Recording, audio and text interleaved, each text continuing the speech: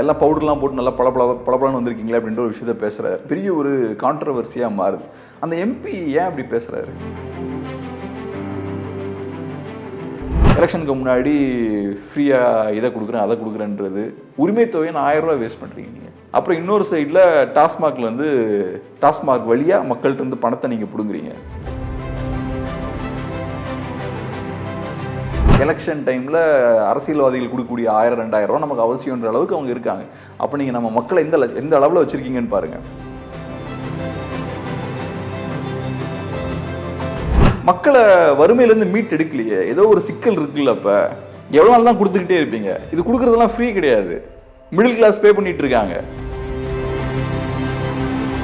மக்களால் பண்ண முடியாத விஷயங்களை செய்கிறதுக்காக தான் அரசு அப்படின்ற ஒரு அமைப்பு இருக்குது. அப்போ அந்த வேலையை நீங்கள் கரெக்டாக பண்ணுங்கள். இவ்வளவு பெரிய பேர்டனை கவர்மெண்டால் மேனேஜ் பண்ண முடியாது. யூஎஸ்எஸ்ஆரில் அந்த மாதிரியான விஷயம் தான் நடந்தது. எல்லாமே கவர்மெண்ட் தான் அங்கே பண்ணும்.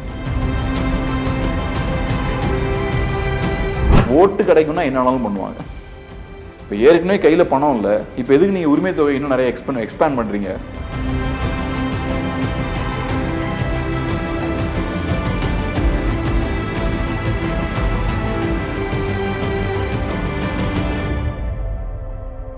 நியூஸ் ஸ்கொயர் தமிழ் நேயர்களுக்கு வணக்கம். சமீபத்தில் நடந்திருக்கக்கூடிய நிகழ்வுகள் தொடர்பாக நாம் இன்று விவாதிக்க இருக்கிறோம். நம்மோடு இன்று இணைந்திருப்பவர் ஊடகவியலாளர் கேப்ரியல் தேவதாஸ் அவர்கள். வணக்கம் சார். வணக்கம். சீமான் அவர்கள் பேசுகிறாரு, இலவசங்கள் யார் கேட்டா, இலவசங்கள்லாம் தேவையில்லை, கல்வியை நீங்கள் இலவசமாக கொடுக்கலாம் இல்லையா, அதுக்கான கட்டணத்தை அரசு கட்டலாம் அப்படின்னு சொல்லியிருந்தாரு. பஸ் பாஸ்லாம் எதுக்கு ஃப்ரீயாக கொடுக்கணும், அதை அவங்களே கண்டிப்பாங்க மேனேஜ் பண்ணிப்பாங்க அப்படின்னு சொல்லி அவர் சொல்கிறாரு. இலவசங்களை சீமானே எதிர்க்கிறாரு. ஒரு வலதுசாரியான தத்துவத்தை அவர் எடுத்துக்கொண்டு போறாரு. அந்த பார்வை இருக்கா அவர்கிட்ட? இப்போ நம்ம அவருக்காக பேச முடியாது. பட் என்னை பொறுத்தளவில் நான் பர்சனலாக எப்படி பார்க்குறேன்னா, இலவசங்கள் தப்பு தான். இலவசங்கள் இருக்கக்கூடாது அப்படின்ற மாதிரி தான் நானும் பார்க்குறேன். ஏன்னா இப்போ ஒன்றும் இல்லை, இப்போ 24 லோக்சபா எலெக்ஷன்ஸ் அந்த கேம்பெயின் நடந்துட்டு இருக்கும்போது, எலெக்ஷன் கேம்பெயின்ஸ் போயிட்டு இருக்கும்போது, திமுகவில் கூடிய ஒரு முக்கியமான எம்பி எல்லாம் பவுடர்லாம் போட்டு நல்லா பளபளன்னு வந்திருக்கீங்களே அப்படின்ற ஒரு விஷயத்த பேசுகிறாரு. அது பெரிய ஒரு கான்ட்ரவர்சியாக மாறுது. அந்த எம்பி ஏன் அப்படி பேசுகிறாரு? இது ஒரு ஐடி கம்பெனியில் போய் அப்படி பேசியிருக்க முடியுமா? ஸோ சிம்பிளான விஷயம் என்னென்னா, நீங்கள் கொடுத்த காசில் நான் வாங்குறேன்றதுக்காக தான் இவ்வளோ இலக்காரமாக பேசுகிறீங்க. இது ஏன் காசாக இருந்தால் நீ அப்படி பேச மாட்டீங்கல்ல. ஸோ கவர்மெண்ட் ஃப்ரீயாக கொடுக்குது காசு, நான் கொடுக்குற காசில் நீ போட்டிருக்கன்ற அந்த ஒரு எண்ணம் தானே உங்களுக்கு இருக்குது. இப்போ நீங்கள் எனக்கு மாதம் ஒரு 50,000 ரூபா எனக்கு ஃப்ரீயாக கொடுக்குறீங்கன்னு வச்சுப்போம். அப்போ நீங்கள் என்ன ரெஸ்பெக்ட் பண்ண மாட்டீங்க நேச்சுரலாக இல்லையா? உங்ககிட்ட ஏகப்பட்ட அதிகாரம் இருக்கும். ஸோ நான் ரெஸ்பெக்ட்ஃபுல்லாக வாழணும்னா நான் ஃப்ரீயாக யார்ட்டேருந்து எந்த பொருளும் வாங்கக்கூடாது. நான் என்னோட கைகளை யூஸ் பண்ணி நான் உழைக்கணும், உழைச்சி சம்பாதிக்கணும். அதுக்கப்புறம் நான் என்னோட வாழ்வாதாரத்தை நான் இம்ப்ரூவ் பண்ணணும். அப்படி இருக்கும்போது என்ன ஆகும்னா, நான் ரெஸ்பெக்டோட மரியாதையோட நான் வாழ முடியும். அப்படி இருக்கும்போது கவர்மெண்டோட வேலை என்னன்னா, நான் ஒரு மரியாதையோட எப்படி வாழலாம் அப்படின்றது தான் எனக்கு ஹெல்ப் பண்ணணும். அதை விட்டுக்கிட்டு நாங்கள் ஃப்ரீயாக டிவி கொடுக்குறோம், ஃப்ரீயாக மிக்சி கொடுக்குறோம், இதெல்லாம் கவர்மெண்ட்டோட வேலை கிடையாது. கவர்மெண்ட்டோட வேலை நிறையா நீங்கள் இன்வெஸ்ட்மெண்ட்ஸை உள்ளே கொண்டு வாங்க, புது புது வாய்ப்புகளை மக்களுக்கு ஏற்படுத்தி கொடுங்க, இன்ஃப்ராஸ்ட்ரக்சரை நல்லா டெவலப் பண்ணுங்கள். இதெல்லாம் பண்ணியாச்சுன்னா ஆட்டோமேட்டிக்காக மக்களுக்கே அவங்களோட வாழ்வாதாரம் இம்ப்ரூவ் ஆக வைக்கும். அதுக்கப்புறம் அவங்களே டிவிலாம் வாங்க ஆரம்பிச்சிடுவாங்க. நீங்கள் போய் டிவிலாம் கொடுக்க வேண்டாம். டிவி ஃப்ரீயாக கொடுக்குறதெல்லாம் உங்கள் வேலை கிடையாது. உங்கள் வேலை என்னென்னா, நிர்வாகத்தை கரெக்டாக பண்ணணும், லா அண்ட் ஆர்டரை கரெக்டாக மெயின்டைன் பண்ணணும், இன்ஃப்ரா கரெக்டாக பில் பண்ணணும். இதெல்லாம் பண்ணாமல் இதெல்லாம் மூடி மறைக்கிறதுக்கு, இங்கெல்லாம் தோற்று போயிட்டு அந்த தோல்விகளை மூடி மறைக்கிறதுக்காக நீங்கள் என்ன பண்ணுறீங்கன்னா, மக்களுக்கு லஞ்சம் கொடுக்குறீங்க. இது ஒரு வகையான லஞ்சம் தான். எலெக்ஷனுக்கு முன்னாடி ஃப்ரீயாக இதை கொடுக்குறேன் அதை கொடுக்குறேன்றது உரிமை தொகையை 1000 ரூபா வேஸ்ட் பண்ணுறீங்க நீங்கள் பெண்களுக்கு. அப்புறம் இன்னொரு சைடில் டாஸ்மாக் வழியாக மக்கள்கிட்ட இருந்து பணத்தை நீங்கள் பிடுங்குறீங்க. இதெல்லாம் எவ்வளோ பெரிய அக்கிரமம் இல்லையா? சாதாரண டாஸ்மாகில் இருக்கக்கூடிய மதுபானங்கள்லாம் ரொம்ப ரொம்ப ரொம்ப மலிவான தரமற்ற மதுபானங்கள். அதெல்லாம் 20-30 ரூபாய்க்கு நீங்கள் மேனுஃபேக்சர் பண்ணிடலாம். அதை 150, 200, 250ன்னு விற்றுட்ருக்கீங்க. ஏகப்பட்ட டேக்ஸ் போடுறீங்க. இதெல்லாம் யாரோட பணம்? நீங்கள் 1000 ரூபா கொடுத்துட்டு அதுக்கப்புறம் மாதம் 5000 ரூபா அவங்ககிட்ட பணத்தை பிடுங்குறீங்க. ஸோ அதனால் இது ரொம்ப மோசமான ஒரு விஷயம்.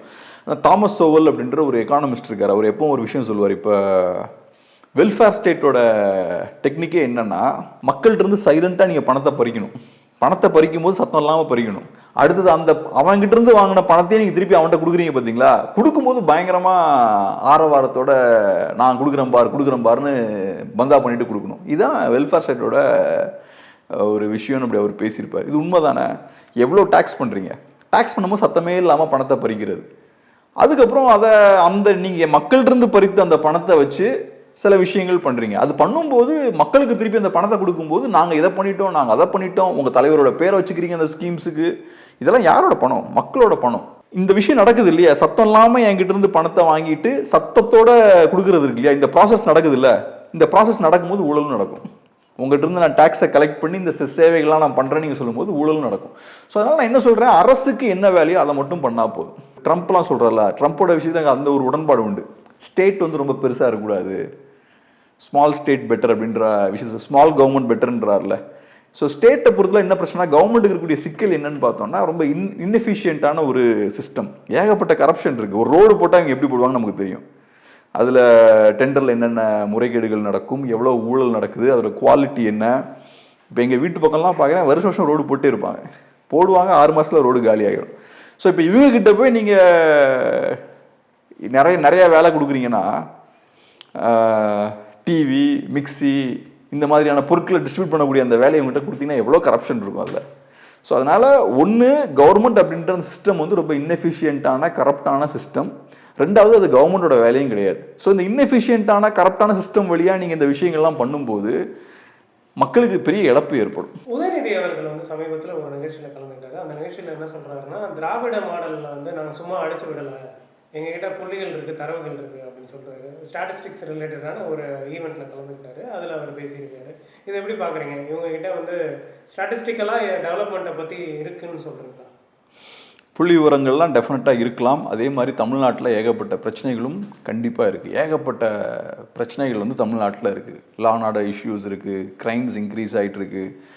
இப்போ நம்ம சொன்னது போல் இலவசங்களை நம்பி நம்ம சொசைட்டி இருக்குது. ஸோ இலவசங்களை நம்பி நம்ம சொசைட்டி இருக்குன்னா அதுக்கு அர்த்தம் என்ன? கையில் ஒன்றும் பணம் இல்லைன்னு அர்த்தம். என்கிட்ட நல்லா பணம் இருந்ததுன்னா நான் எதுக்கு 1000 ரூபா நம்பி இருக்க போகிறேன்? இப்போ மகளிர் அந்த உரிமை தொகையை வந்து இன்னும் எக்ஸ்பேண்ட் பண்ண போகிறாங்களா, இன்னும் நிறைய பேருக்கு அந்த பெனிஃபிட்ஸ் போய் சேர்றதுக்காக பண்ண போகிறாங்களா? இதெல்லாம் ஏன் பண்ணுறாங்க? ஏன்னா மக்கள்கிட்ட பணம் இல்லை. இப்போ மாதம் 50,000 ரூபா சம்பாதிக்கிறவன் அந்த 1000 ரூபா ஃபோக்கஸ் பண்ண மாட்டான்ல. ஸோ அந்த 1000 ரூபா நமக்கு ரொம்ப அவசியம் அப்படின்ற அளவுக்கு மக்கள் வந்து தள்ளப்பட்டிருக்காங்க. எலெக்ஷன் டைமில் அரசியல்வாதிகள் கொடுக்கக்கூடிய 1000, 2000 ரூபா நமக்கு அவசியன்ற அளவுக்கு அவங்க இருக்காங்க. அப்போ நீங்கள் நம்ம மக்களை எந்த அளவில் வச்சுருக்கீங்கன்னு பாருங்கள். கேரளாவில் இந்த மாதிரிலாம் கிடையாது பெருசாக. இப்போ எங்கள் ஊர் வந்து கன்னியாகுமரி, அங்கே கூட இந்த அளவுக்கு எலெக்ஷனுக்கு பணம் கொடுக்குறதெல்லாம் பெருசாக கிடையாது. பட் மோஸ்ட்லி தமிழ்நாடு எடுத்துக்கிட்டோன்னா அந்த பிரச்சனை இருக்குது. அப்போ அது காட்டக்கூடிய விஷயம் என்ன? இதுவே ஒரு எக்ஸாம்பிளில் நீங்கள் கொடுக்கக்கூடிய 1000 ரூபா நம்பியிருக்காங்கன்னா சொசைட்டி பெரிய சிக்கலில் இருக்குது, ஏகப்பட்ட பிரச்சனை இருக்குது. அது மட்டும் இல்லாமல் நீங்கள் மக்களையே கரப்ட் பண்ணி வச்சுருக்கீங்க. ஒரு பாயிண்டில் என்ன பண்ணுறீங்க, ஸ்லோவாக நீங்கள் கரப்ஷன் ஈடுபட ஆரம்பிக்கிறீங்க, நிறைய பணத்தை சம்பாதிக்க ஆரம்பிக்கிறீங்க. அப்புறம் உங்கள் கையில் அதிகப்படியான பணம் வரும்போது மக்களை கரப்ட் பண்ண ஆரம்பிக்கிறீங்க, அரசு அதிகாரிகளை கரப்ட் பண்ண ஆரம்பிக்கிறீங்க. இப்போ நீங்கள் கவர்மெண்ட் சிஸ்டம் வழியாகவே மாதம் 1000 ரூபா அனுப்பிட்டுருக்கீங்க. கேட்டால் அதுக்கு உரிமை தொகைன்னு வேறு பேர் வச்சுருக்கீங்க. அதை ஏதாவது திட்டினாங்கன்னா நம்மளை வேற கடிக்க வராங்க. அது எப்படி நீங்கள் அந்த மாதிரி சொல்லலாம்? அதை ஃப்ரீன்லாம் சொல்லாதீங்க, ஃப்ரீன்லாம் ஒன்றுமே கிடையாது, ஆச்சா புச்சான்றாங்க. ஸோ அதனால் பிரச்சனைகள் நிறைய இருந்துட்டு தான் இருக்குது. இப்போ வறுமை கோட்டுக்கு கீழே இருக்கவங்களுக்கு இதெல்லாம் ஒரு முக்கியமான பாயிண்டாக இருக்குதுங்களா? இந்த மாதிரியான ஒரு சோஷியல் அசிஸ்டன்ஸ் ஸ்கீம் மூலமாக வரக்கூடிய அந்த தொகையோ இல்லை ஃப்ரீ விசாஸ் அதெல்லாமே அவங்களுக்கு வந்து உபயோகமான விஷயமா இருக்கும் இல்லையா? இப்போ இங்கே திராவிட கட்சிகள் அதிகாரத்துக்கு வந்து எவ்வளோ ஆண்டுகள் ஆச்சு? நீங்கள் இவ்வளோ நாட்கள் அதிகாரத்தில் இருந்ததுக்கப்புறமும் இப்போவும் அது தேவைப்படுது. இப்போ நீங்கள் ஃபார் எக்ஸாம்பிள் இப்போ ஃப்ரீயாக நீங்கள் எஜுகேஷன் கொடுக்குறீங்க, ஃப்ரீயாக அங்கே ஃபுட்டு கொடுக்குறீங்க. என்ன கேட்டால் அது கூட இருக்கக்கூடாது, அதை கூட மக்களே அஃபோர்ட் பண்ணுற மாதிரி இருக்கணும். ஆனால் ஓகே, எனக்கு புரிஞ்சுக்க முடியுது. இப்போ நிறைய பேருக்கு ஸ்கூலுக்கு போக முடியல அப்படின்ற சூழல் இருக்குது, படிக்க வைக்கிறதுக்கான பணம் இல்லை. ஸோ உணவெல்லாம் கொடுக்கும்போது பேரண்ட்ஸ் வந்து குழந்தைங்கள ஸ்கூலுக்கு அனுப்புகிறாங்க, அதெல்லாம் எனக்கு புரிஞ்சுக்க முடியுது. ஆனால் அதோட எய்ம் என்ன? இன்றைக்கி நீங்கள் ஃப்ரீ எஜுகேஷன் கொடுத்தீங்கன்னா, இன்றைக்கி நீங்கள் ஃப்ரீயாக ஃபுட்டு கொடுத்தீங்கன்னா, நாளைக்கு இதை சார்ந்து மாணவர்கள் இருக்க மாட்டாங்க. அவங்க வளர்ந்ததுக்கப்புறம், படித்து முடித்து வளர்ந்ததுக்கப்புறம் கல்வி அப்படின்ற பெரிய ஆயுதம் அவங்க கையில் இருக்கும். அதை யூஸ் பண்ணி அவங்க பொழைச்சிப்பாங்க, தொழில் கற்றுப்பாங்க, வளர்ந்து வருவாங்க. அதுக்கப்புறம் அவங்க இதை சார்ந்து இருக்க மாட்டாங்க. ஆனால் நீங்கள் 60 வருஷம் கழிச்சு இன்றைக்கும் நீங்கள் எல்லாமே ஃப்ரீயாக கொடுத்தீங்க, என்ன அர்த்தம் அது? அப்போ மக்கள் இன்னும் மீண்டு வரலையே, வறுமையிலே தான் இருக்காங்க. அப்போ நீங்கள் கொடுக்கக்கூடிய ஸ்கீம்ஸ் எல்லாமே மக்களை வறுமையிலேருந்து மீட் எடுக்கலையே, ஏதோ ஒரு சிக்கல் இருக்குல்ல. அப்போ எவ்வளோ நாள் தான் கொடுத்துக்கிட்டே இருப்பீங்க? இது கொடுக்குறதெல்லாம் ஃப்ரீ கிடையாது. மிடில் கிளாஸ் பே பண்ணிட்டு இருக்காங்க. இன்னைக்கு டாஸ்மார்க்ல ஏகப்பட்ட டேக்ஸ் வச்சு நம்ம பணத்தை கலெக்ட் பண்ணிக்கிட்டு இருக்கோம். இன்னைக்கு நம்ம இபி பில் ஏகப்பட்ட பணம் கட்டிக்கிட்டு இருக்கோம். நம்ம டேக்ஸ் எல்லாம் இன்க்ரீஸ் ஆகிட்டு இருக்கு. யார் இந்த பணத்தை கொடுத்துக்கிட்டே இருக்கிறது? மிடில் கிளாஸை உறிஞ்சு எடுத்துட்டு இருக்கீங்க. ஸோ மிடில் கிளாஸை நீங்கள் உறிஞ்சு எடுக்கிறீங்கன்னா உங்களுக்கு வேற மாதிரியான பாதிப்புகள் அது ஏற்படுத்தும். அது என்ன பண்ணணும்னா, இப்போ மிடில் கிளாஸ் தான் நாளைக்கு பிஸ்னஸ் மேனாக மாறுறதுலாம் அவங்க தான். இப்போ உங்ககிட்ட ஒரு மாதம் ஒரு 50,000 ரூபாய் இருக்குன்னா அதை நீங்கள் சேவ் பண்ணி நாளைக்கு தொழிலில் போடுவீங்க. ஒரு பெரிய பிஸ்னஸ் மேனாக நீங்கள் வருவீங்க. சாதாரணவங்களாம் அப்படி தான் ஏறி வருவாங்க. உங்ககிட்ட இருக்கக்கூடிய சேவிங்ஸ் எவ்வளோ நான் பறிச்சிட்டேன்னா, ஃபஸ்ட்டு ஒரு காலத்தில் 500 ரூபா வந்துட்டு இருந்தது இபி பில்லு, இன்னைக்கு 5000 ரூபா வருது. இந்த மாதிரி ஏகப்பட்ட பிரச்சனைகள் இருக்குது. மதுபானங்களோட ரேட் பார்த்தோன்னா இன்க்ரீஸ் ஆகிக்கிட்டே இருக்குது. டேக்ஸ் இன்க்ரீஸ் ஆகுது. அப்போ என் கையில் கூடிய சேவிங்ஸ்லாம் கம்மியாகிட்டே இருக்கும்ல. என் கையில் சேவிங்ஸே இருக்காது. அப்புறம் நான் மாதம் 2000 ரூபா கடனை வாங்கி வண்டியை ஓட்டிக்கிட்டு இருப்பேன். அப்புறம் நான் எங்கே புதுசாக தொழிலில் போய் இன்வெஸ்ட் பண்ணுறது? இது ஒரு பெரிய ஒரு சிக்கல். அப்போ ஸ்டேட் பெருசாக வளராது. அதனால இது வந்து பெரிய ஒரு பிரச்சனையாக தான் நான் பார்க்குறேன். ஃப்ரீ பீஸ்ன்னு நம்ம சொல்கிறது ஈஸி. அதுக்கான பணம் எங்கேருந்து வருதுன்னா மிடில் கிளாஸை நீங்கள் நெருக்குறீங்க. மிடில் கிளாஸ் தான் ஃபுல்லாக அதை ஃபண்ட் பண்ணுறாங்க. இப்படியே போய்கிட்டே இருக்காது. அதனால நீங்கள் பண்ண வேண்டிய வேலை என்னன்னா, மக்களை ஏழ்மையிலேருந்து நீங்கள் மீட்டு கொண்டு வரணும். 60 வருஷமா உங்களால ஏன் அதை பண்ண முடியல? இவ்வளோ பேசுறீங்க, நாங்கள் அப்படி பண்ணிட்டோம் இப்படி பண்ணிட்டோம், டேட்டா இருக்குது அதுன்னு சொல்கிறீங்க. இன்னைக்கும் ஏன் மக்கள் இலவச உணவை, இந்த உங்களோட இலவசங்களை நம்பி இருக்காங்க? ஒரு பையன் ஸ்கூலுக்கு வரான்னா அவனுக்கு சாப்பாடு கூட சரியா இல்லை, அதனால தான் அவன் இதை நம்பி இருக்கான், சத்துணவு திட்டத்தை நம்பி இருக்கான். ஏன் இன்னைக்கும் அப்படி இருக்கு? அந்த காலத்தில் கொண்டு வராங்க தலைவர்கள், அதை எனக்கு புரிஞ்சுக்க முடியுது. நம்ம நாடு ரொம்ப மோசமான சூழலில் இருக்கு, இந்த மாதிரி திட்டங்கள்லாம் எனக்கு தேவைப்படுது. ஆனால் இன்னைக்கு ஏன் அப்படி இருக்கு? இவ்வளோ பெரிய வளர்ச்சி அடைஞ்சிருச்சு. $1 trillion எக்கானமியை நோக்கி நம்ம போய்கிட்டு இருக்கோம். இந்தியாவிலேயே நம்ம ரொம்ப அட்வான்ஸ்டான ஸ்டேட்டு. யூபிலாம் எங்கள் கிட்டே வர முடியாது. ஆனால் ஏன் இன்னைக்கு இது தேவைப்படுது? அப்போ ஏதோ ஒரு சிக்கல் இருக்கு. இன்னும் எல்லாருக்கும் போய் சேரல. ஏற்கனவே வந்து பார்த்தீங்கன்னா மத்திய அரசு வந்து ஒரு சில ஸ்கீம்ஸ்லாம் கொண்டு வந்திருக்காங்க. இப்போ கரீபி ஹத்தாவ் அப்படின்னு சொல்லிட்டு வறுமையை ஒழிக்கணும் அப்படின்னு சொல்லிட்டு அந்த மாதிரி 1980s இருந்தே அவங்க வந்து ஒரு ஸ்கீம்ஸ் எல்லாம் கொண்டு வந்திருக்காங்க. இலவச வீடுகள் கட்டி தர்றது, ஓரளவுக்கு மினிமமாக என்ன பே பண்ண முடியுமோ அந்த அமௌண்ட்டை பே பண்ணி வீடு கட்டிக்கலாம் அப்படின்ற மாதிரி டிஎம்கே கவர்மெண்ட் வந்ததுக்கப்புறம் 2006 to 2011 அந்த டைமில் பண்ணாங்க. அண்ட் ஏடிஎம்கே கவர்மெண்ட்டும் அதை கண்டினியூ பண்ணாங்க. க்ரீன் ஹவுசஸ் வந்து கண்டினியூ பண்ணாங்க. ஸோ அந்த மாதிரி ஸ்கீம்ஸ் எல்லாம் பார்க்கும்போது அது நல்ல திட்டமாக இருக்குங்க இல்லைங்களா? அதான் இங்கேயும் என்னோட ப்ரைமரி ஆர்குமெண்ட் என்னன்னா, மக்கள் கையில் நீங்கள் பணம் வந்து சேர்றதுக்கான வேலைகள் பாருங்கள். அவனுக்கு நல்ல ஒரு தொழிலை கையில் கொடுங்க. அவனாக சம்பாதிக்கட்டும். அவன் கையில் இருக்க பணத்தை வச்சு அவனாக ஒரு வீடை வாங்கட்டும். நீங்கள் வீடு கட்டி கொடுக்குறது இதெல்லாம் ரைட்டு. சில நேரங்கள் அது சரியாக ஒர்க் ஆகிறதுக்கான வாய்ப்பு இருக்குது. சிங்கப்பூர்லாம் அது நல்லா ரிசல்ட்டை வந்து ப்ரொடியூஸ் பண்ணிச்சு. நான் சொல்கிறது, இதை திரும்ப திரும்ப சொல்கிறதுக்கான காரணம் என்னென்னா, இந்த வேலையெல்லாம் கவர்மெண்ட் பண்ணும்போது ஏகப்பட்ட ஊழல் இருக்கும். நீங்கள் ஒரு வீடு கட்டும்போது 1 லட்ச ரூபாய்க்கு நீங்கள் 2 வீடு கட்டுறீங்கன்னா, கவர்மெண்ட் அதே வேலையை பண்ணும்போது 1 லட்ச ரூபாய்க்கு அவங்க ஒரு வீடு தான் கட்டுவாங்க. இதனால இழப்பு யாருக்கு ஏற்படுதுன்னா, நமக்கு தான் ஏற்படுது. ஸோ நமக்கு தேவையான வீட்டை நம்ம பணத்தை வச்சு கட்டிக்கிட்டோம்னா, கவர்மெண்ட் கையில் தேவையில்லாமல் இந்த பணத்தை கொடுத்து பாதி காசு அரசியல்வாதி கைக்கு போகும். அதை நம்ம ஸ்டாப் பண்ணிடலாம். ஸோ அதனால் வீடு கட்டுறது கவர்மெண்டோட வேலையும் கிடையாது. வீடு கட்டுறது நீங்களும் கட்டலாம், நானும் கட்டலாம், இங்கே இருக்க யார் வேணாலும் கட்டலாம். அதை கவர்மெண்ட் செஞ்சு கொடுக்கணும்னு அவசியம் கிடையாது. ஆனால் சில விஷயங்கள் கவர்மெண்ட்டால் மட்டும்தான் பண்ண முடியும். இப்போ மெட்ரோ போடுறது கவர்மெண்ட்டால் மட்டும்தான் பண்ண முடியும். ரோட்ஸை பில்ட் பண்ணுறது கவர்மெண்ட்டால் மட்டும்தான் பண்ண முடியும். ஃபாரின் டைரக்ட் இன்வெஸ்ட்மெண்ட்டை கொண்டு வரது கவர்மெண்ட்டால் தான் பண்ண முடியும். நம்ம நாட்டுக்கு டிஃபென்ஸை பில்ட் பண்ணுறது கவர்மெண்ட்டால் தான் பண்ண முடியும். லா அண்ட் ஆர்டரை அவங்களால தான் மெயின்டைன் பண்ண முடியும். அதெல்லாம் ஒழுங்காக பண்ணுங்கள். மக்களால், தனி மனிதர்களால் என்ன பண்ண முடியாதோ அதை கவர்மெண்ட் பண்ணுங்க. இதெல்லாம் நம்மளால பண்ண முடியாதுன்றனால தான் கவர்மெண்ட்ன்ற ஒரு இன்ஸ்டிடியூஷன் நம்ம வச்சிருக்கோம். மக்களால் பண்ண முடியாத விஷயங்களை செய்யறதுக்காக தான் அரசு அப்படின்ற ஒரு அமைப்பு இருக்கு. அப்போ அந்த வேலையை நீங்கள் கரெக்டாக பண்ணுங்க. அதை விட்டுட்டு நான் மிக்சியை கொடுப்பேன், இதை கொடுப்பேன், டிவியை கொடுப்பேன், 1000 ரூபா மாதம் ஃப்ரீயாக கொடுப்பேன், இந்த விஷயங்கள்லாம் பண்ணாதீங்க. இதெல்லாம் நீங்கள் கரெக்ட் பண்ணுறீங்க மக்களை. இதை பண்ணும்போது என்ன ஆகுது? மக்களுக்கு பெரிய இழப்பும் ஏற்படுது. இன்னைக்கு நம்மளோட ஃபினான்ஷியல் கண்டிஷன் எப்படி இருக்குன்னு உங்களுக்கு தெரியும். ஏற்கனவே ஃபினான்ஷியல் சிச்சுவேஷன் ரொம்ப மோசமாக இருக்குது. பொங்கலுக்கெல்லாம் பணத்தை கொடுக்க முடியல, மக்கள் கோவத்தில் இருக்காங்க. நீங்கள் இப்போ என்ன சொல்கிறீங்க? உரிமை தொகையை இன்னும் எக்ஸ்பேண்ட் பண்ண போகிறோன்றீங்க. இது இப்போ தெரியாது. டெஃபினட்டாக இது தமிழ்நாட்டில் பெரிய ஒரு பாதிப்பை ஏற்படுத்தும். 1990s இருந்து பார்த்தோம்னா குளோபலைசேஷன் ஸ்டார்ட் ஆனதுக்கப்புறம் எக்கானமி வேகமாக க்ரோ ஆகுது. இது ஏதோ நம்ம அரசியல்வாதிகளோட திறமையெல்லாம் எக்கானமி க்ரோ ஆகலை. குளோபலைசேஷன் ஸ்டார்ட் ஆனதுக்கப்புறம் ட்ரேட் வந்து இன்னும் கொஞ்சம் கூட அதிகமாக நடக்க ஆரம்பிக்குது, பேரியர்ஸ் எல்லாம் உடையுது. ஸோ அமெரிக்கா மாதிரியான நாடுகள், பெரிய பெரிய ஐரோப்பிய நாடுகள்லாம் எல்லா இடத்துலையும் இன்வெஸ்ட் பண்ண ஆரம்பிக்கிறாங்க. இந்த லேபர் மூவ்மெண்ட் அப்புறம் கேபிட்டல் மூவ்மெண்ட் எல்லாமே ஈஸி ஆகிடுது.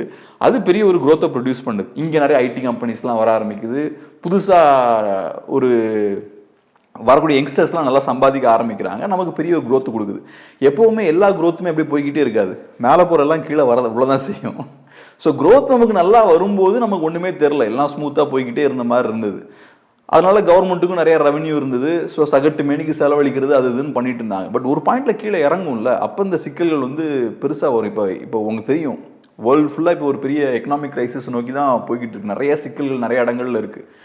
அதனால இவங்க கையில் எடுத்துருக்கக்கூடிய இந்த மெத்தட் இருக்கு பார்த்தீங்களா, இது ரொம்ப ஆபத்தான ஒரு விஷயம். கவர்மெண்ட்டை ரொம்ப எக்ஸ்பென்சிவ் ஆக்கிட்டீங்க. இன்னைக்கு இவங்களுக்கு நம்ம பே பண்ணுற டேக்ஸ் மட்டும் போதாது, அது போக லிக்கர் வழியாகவும் நிறைய பணத்தை ஜென்ரேட் பண்ணுறாங்க. டேக்ஸே நம்ம நிறைய செலவழிச்சுட்டு தான் இருக்கோம், நிறைய பே பண்ணிட்டு தான் இருக்கோம். நம்மளோட ஓவரால் எக்ஸ்பெண்டிச்சரில் 10% பார்த்தோன்னா டாஸ்மாக்லேருந்து வருது. ஸோ இப்போ பாருங்கள், நம்ம பே பண்ணுற டேக்ஸை தாண்டி எக்ஸ்ட்ரா ஒரு 10% அங்கேருந்து நம்ம உள்ளே கொண்டு வரோம். இதுவும் அவங்களுக்கு பத்தலாம் நிறைய கடனும் வாங்கிட்டு இருக்காங்க. ஸோ அப்போ கவர்மெண்ட் அப்படின்ற அந்த இன்ஸ்டிடியூஷன் ரொம்ப பெருசாக இருக்குது, ரொம்ப செலவழிச்சுக்கிட்டும் இருக்குது. எக்கானமி நல்லா போகும்போது, க்ரோ ஆகும்போது தெரியாது, உங்களுக்கு பிரச்சனை இருக்காது. ஆனால் நாளைக்கு பொருளாதாரத்தில் சிக்கல் வரும்போது இவ்வளவு பெரிய பேர்டனை கவர்மெண்ட்டால் மேனேஜ் பண்ண முடியாது. யூஎஸ்எஸ்ஆரில் அந்த மாதிரியான விஷயம் தான் நடந்தது. எல்லாமே கவர்மெண்ட் தான் அங்கே பண்ணும். அப்படி பண்ணும்போது என்ன ஆகுது, ஒரு பாயிண்ட் வரைக்கும் தெரில. ஃபஸ்ட்டு ஸ்டார்டிங்கில் நல்லா க்ரோத் இருந்தது. அதுக்கப்புறம் என்ன ஆச்சுன்னா, ஆயில் ப்ரைஸ்லாம் இன்க்ரீஸ் ஆகும்போதும் கவர்மெண்ட்டுக்கு சிக்கல் இல்லை அப்படின்ற மாதிரி போயிட்டு இருந்தது. பொருளாதாரம் பெருசாக ஃபங்க்ஷன் ஆகலனாலும் ஆயில் ப்ரைஸ் இன்க்ரீஸ் ஆனோடனே அதை வச்சு மேனேஜ் பண்ணாங்க. ஆயில் ப்ரைஸ் இன்க்ரீஸ் ஆனோடனே என்ன ஆகுதுன்னா, கவர்மெண்ட்டுக்கு நிறைய ரெவன்யூ வருது. அந்த ரெவன்யூ வச்சு இன்னும் நிறைய சலுகைகள்லாம் மக்களுக்கு கொடுக்க ஆரம்பிச்சிட்டாங்க. அப்புறம் ஒன்ஸ் ஆயில் கிரைசிஸ் வரும்போது, ஆயில் ப்ரைஸ்லாம் ட்ராப் ஆகும்போது கவர்மெண்ட் கொலாப்ஸ் ஆயிடுச்சு. ஏன்னா உங்களுக்கு கவர்மெண்ட் ரொம்ப எக்ஸ்பென்சிவ் ஆயிடுச்சு. ஏகப்பட்ட ஸ்கீம்ஸ் அது நீங்கள் கையில் வச்சிருக்கீங்க, இதுக்கெல்லாம் ஃபண்டிங் எங்கேருந்து வரும்? அதனால பட்டுன்னு படுத்துச்சு எடுத்தது கவர்மெண்ட். ஸோ அதனால இந்த மாதிரி தேவையில்லாத ஏரியாஸில் கால வைக்கிறது தவறான ஒரு ஸ்ட்ராட்டஜி. அதுக்கான காரணம் என்னன்னா, இங்கே இருக்கக்கூடிய பொலிட்டிஷியன்ஸுக்கு ஓட்ஸை தவிர எதை பற்றியும் கவலை கிடையாது. ஓட்டு கிடைக்கும்னா என்ன வேணாலும் பண்ணுவாங்க. இப்போ ஏற்கனவே கையில் பணம் இல்லை, இப்போ எதுக்கு நீங்கள் உரிமை தொகை இன்னும் நிறைய எக்ஸ்பேண்ட் பண்ணுறீங்க? ஏன்னா கொஞ்சம் அதிருப்தி இருக்குது, அவனுக்கு மட்டும் கொடுத்து எனக்கு கொடுக்கலன்ற கோவம் இருக்குது. ஸோ அவனையும் காம் பண்ணும். அது எப்போ? எலெக்ஷனுக்கு முன்னாடி அவனை காம் பண்ணும். ஸோ எலெக்ஷனுக்காக நான் என்ன வேணாலும் பண்ணுவேன்னா, அப்போ ஏதோ ஒரு பாயிண்ட்ல தமிழ்நாட்டை ஒரு பெரிய குழியில் போய் தள்ள தான் போகிறீங்க நீங்கள். ஆல்ரெடி கிட்டத்தட்ட 5 லட்சம் கோடி கிட்ட கடன் வாங்கியிருக்காங்க. ஆமாம் ஆமாம் ஆமாம், கடன் ஏறிக்கிட்டே தான் இருக்கும். ஏன்னா நீங்கள் ஏகப்பட்ட இலவசங்கள் கொடுக்குறீங்க. நீங்கள் மாதம் 1000 ரூபா கொடுக்குறதுனா விளையாட்டாது. அப்புறம் பஸ் ஃபேர் ஃப்ரீயாக கொடுக்குறீங்க. ஏற்கனவே நம்ம பப்ளிக் டிரான்ஸ்போர்ட் லாஸ்ட்டில் தான் போய்கிட்டு இருக்கு, ஏகப்பட்ட லாஸ்ட்டில் போய்கிட்டு இருக்கு. இதில் நீங்கள் ஃப்ரீயாக எலெக்ஷன் ஜெயிக்கிறதுக்காக நீங்கள் எல்லாம் ஃப்ரீன்னு அனௌன்ஸ் பண்ணிட்டு இருக்கீங்க. இந்த பேர்டன்லாம் யார் பேர் பண்ணுறது? இப்போதைக்கு ஏதோ மக்கள் நம்ம கஷ்டப்பட்டு கொடுத்துக்கிட்டு இருக்கோம். ரோடு இன்ஃப்ராஸ்ட்ரக்சர் டெவலப் ஆக மாட்டேங்குது, அப்படியே இருக்குது. நம்ம பாருங்கள், வாகனங்கள் எவ்வளோ இன்க்ரீஸ் ஆகிருக்கு. ஆனால் நீங்கள் பார்த்தீங்கன்னா இந்த லாஸ்ட் ஒரு 10-15 இயர்ஸில் பல மடங்கு இன்க்ரீஸ் ஆகிருக்கும் வாகனங்கள். ஆனால் ரோட்ஸ் அந்தளவுக்கு இன்க்ரீஸ் ஆகலை. ஸோ இதெல்லாம் ஏன் நடக்காமல் இருக்குன்னா, கவர்மெண்ட்டை பணம் இல்லை. அப்போ நம்ம கஷ்டப்பட்டு சம்பாதிக்கிறோம். காலையில் பாருங்களேன், ஒரு 9 மணிக்கு நீங்கள் சென்னையில் பார்த்தீங்கன்னா, இங்கேருந்து சாதாரணமாக ஒரு 15 கிலோமீட்டர் போகிறதுக்கு 1-1.25 மணி நேரம் நம்ம வெயிலில் நின்று போகிறோம். அவ்வளோ கஷ்டப்பட்டு அங்கே ஆஃபீஸுக்கு போய் அங்கே உட்காந்து ஒரு 10-12 மணி நேரம் வேலை பார்த்துட்டு, அதுக்கப்புறம் இன்னொரு 1.5 மணி நேரம் ரோட்டில் காவல் காத்து வீட்டுக்கு வந்து ஃபேமிலியோட ஸ்பெண்ட் பண்ண டைம் கம்மியாக தான் இருக்கும். ஏகப்பட்ட பிரச்சனைகள், ஹெல்த் இஷ்யூஸ் வரும் இந்த பொல்யூஷனில் போயிட்டு வரதில். இவ்வளோ பிரச்சனைகளை ஃபேஸ் பண்ணி நம்ம இந்த பணத்தெல்லாம் கொடுத்துட்ருக்கோம். அசால்ட்டாக ஒரு சைடில் கரப்ஷனில் எல்லா பணமும் போய்கிட்டு இருக்கு. ஸோ அதனால் இது இப்படியே போய்கிட்டு இருக்காது. முடிஞ்ச அளவுக்கு கவர்மெண்ட்டோட எக்ஸ்பெண்டிச்சரை கம்மியாகிறது பெட்டர். ஆனால் அவங்க பண்ண மாட்டாங்க அதை. ஏன்னா அவங்களுக்கு எலெக்ஷனில் ஜெயிக்கணும்னா சகட்டு மேனிக்கு இலவசங்களை கொடுக்க வேண்டிய தேவை அவங்களுக்கு இருக்குது. எங்களோட இணைந்து பல்வேறு கேள்விகளுக்கு மிக பொறுமையாக பதிலளிச்சிங்க. நன்றி. நன்றி.